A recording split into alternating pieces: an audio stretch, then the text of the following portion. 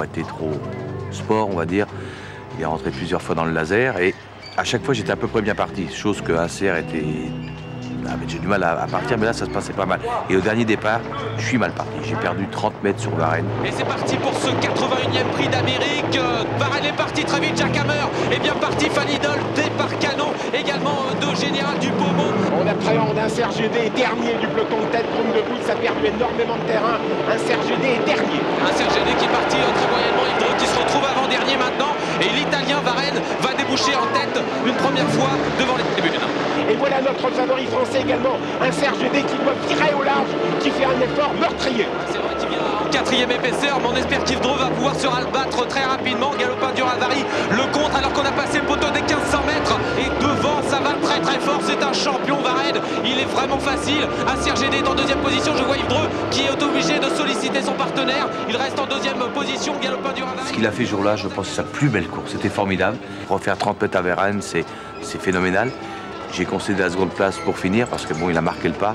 Mais je pense que ce jour-là, il y aurait eu lutte. C'était peut-être la plus grande course d'un cercle. Général Dupaume, deuxième, magnifique dans ses allures, un Serge Gédé. Et troisième, Ce jour-là, on a compris en fait qu'on avait un vrai champion entre les mains. C'est-à-dire quand on voit un cheval qui perd 80 mètres comme ça en partant, qui se retrouve à côté de Varenne, l'épouvantail mondial, heureusement qu'on a bien les pieds sur terre, autrement la tête s'envole. Et on attendait avec beaucoup d'impatience le prix d'Amérique prochain.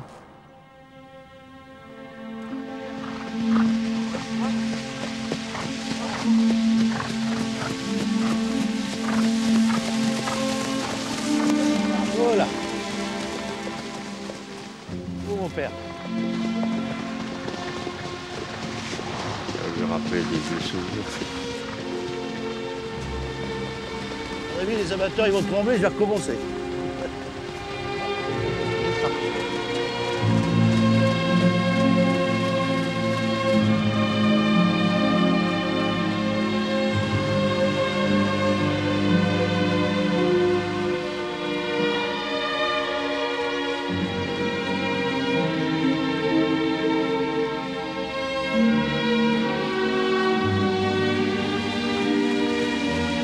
Je suis content de lui avoir appris quelque chose, parce que presque 40 ans après, il s'en souvient.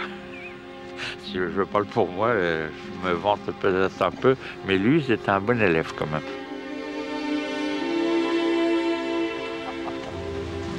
Voilà André, la position. Pas rien perdu. C'est pas vrai.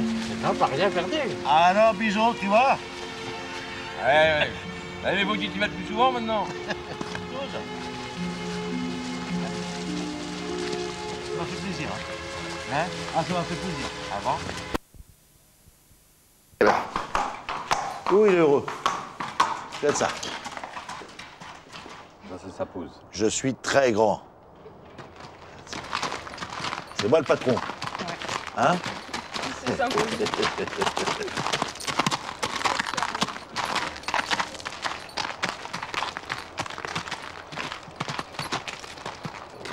Dis donc, alors, il va produire des chevaux avec cette robe-là ou pas? Comment ça se passe là, au niveau génétique? Bah, Opa, opa. Regarde. Et voilà, et voilà. Et voilà. Voilà. Oui, t'as ramené à l'écurie, je crois, quelquefois. et des fois, bah, Tu t'en vantes pas. il disait maintenant on va rentrer. J'ai assez travaillé, on rentre. Ça suffit. Ouais. Et puis on descendait à l'écurie, et puis on repartait. Et ma foi dit, bah, maintenant je veux bien y aller. Mais toujours en étant le chef, quoi. C'est lui qui commande. C'est lui qui commande. On va souhaiter bon courage à l'étalonnier, hein, parce qu'à mon avis, il y aura certainement des petits soucis comme ça aussi.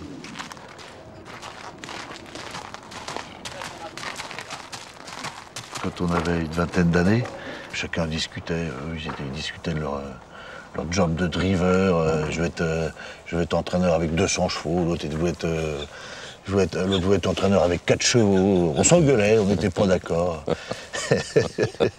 Bon, et puis on s'est retrouvés après 3 années de suite, propriétaire, entraîneur et driver. Bon, le rêve. Le Prix d'Amérique, c'est le rêve en fait de tous les propriétaires de trotteurs, mais peut-être un peu plus en fait pour pour des garçons comme moi, parce que j'ai toujours vécu là-dedans, je les ai vus grandir, et les discussions, j'entendais, c'était le prix d'Amérique et tout. L'ambiance, on la connaît maintenant depuis, allez, Jean-Luc Dilleux, 35 ans. On va pas dire qu'on a vu 35 prix d'Amérique, mais peut-être, donc bien sûr, c'est le rêve.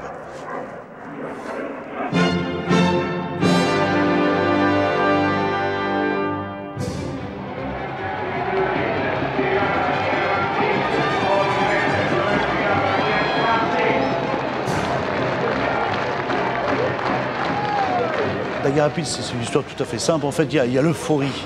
Il y a l'euphorie parce qu'on était ravis, mais contents, mais à se rouler par terre de la deuxième place d'un CRGD dans le Prix d'Amérique. Et le plaisir dure, bien sûr. Et 8 jours après, en fait, Jean-Pierre Dubois prend contact avec moi et me propose la moitié de Daguerre Rapide. Il n'y a eu aucune discussion.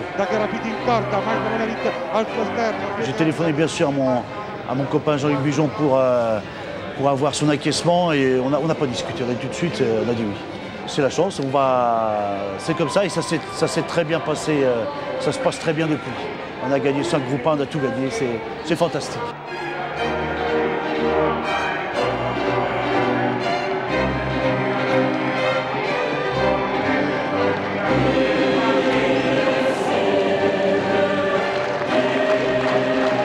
Le plaisir avec les chevaux, il est tout simple. C'est très souvent, c'est la fraction de seconde. Alors la fraction de seconde, il y a plusieurs dans un parcours. Il y a un bon départ, il y a le moment où le cheval se rapproche dans le dernier virage, où le cheval fait le tour des autres dans la ligne d'en face. Et puis le moment, la dernière fraction, c'est le passage du poteau. Le plaisir qui est beaucoup plus long, c'est l'après-course. Et ça, c'est un plaisir qui est fantastique et personne ne résiste à ça. On est heureux, les gars. On est ravis, enchantés. Les émotions. Je lance ou quoi, les gars ? Tout à l'heure.